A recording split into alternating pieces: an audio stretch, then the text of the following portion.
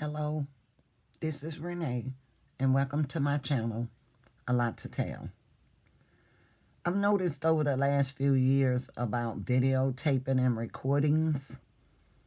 In some locations that you go to, like hospitals, state and government offices, they have signs posted, even in the courthouse, court buildings, that says no recording, no photos, no nothing is allowed. Now, I've gone to a few places before where people will say one thing to you, and then when you address it again, they'll tell you, oh, I didn't say that. Oh, I didn't do this. I didn't do that. A lot of times, people treat you rudely in hospitals, in state and government offices, commissioner offices, stuff like that. They don't want the recordings being done because they don't want anybody to know how they're treating us. Because they're showing themselves one way, but presenting themselves differently in another. Like I mentioned about the commissioner, how he treated people that was on his level, and he treated them real nice.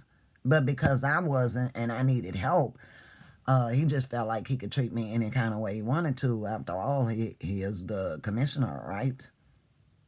So if I would have been recording that day, whether it was, where he couldn't see it and my voice was on it, because Texas is, as I heard, a one-party state. In other words, you can record someone without them knowing it, as long as your voice is on the recording or you videotaping yourself with that.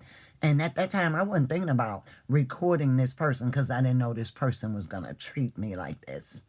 So we're voting people in office, and their personality really stinks.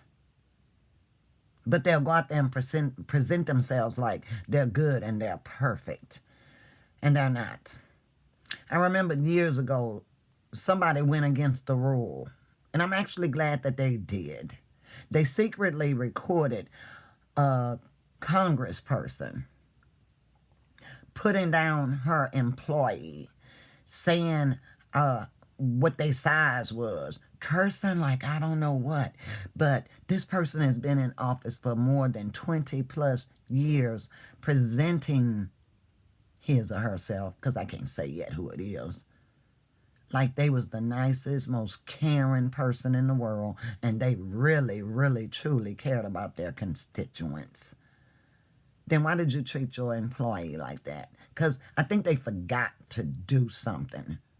And I'm sure it's very important that they probably should not have forgotten that. But the thing is, the way this person addressed the issues with the cursings, the putting the person down that works for you, it was recorded, and in some kind of way that taping made it national.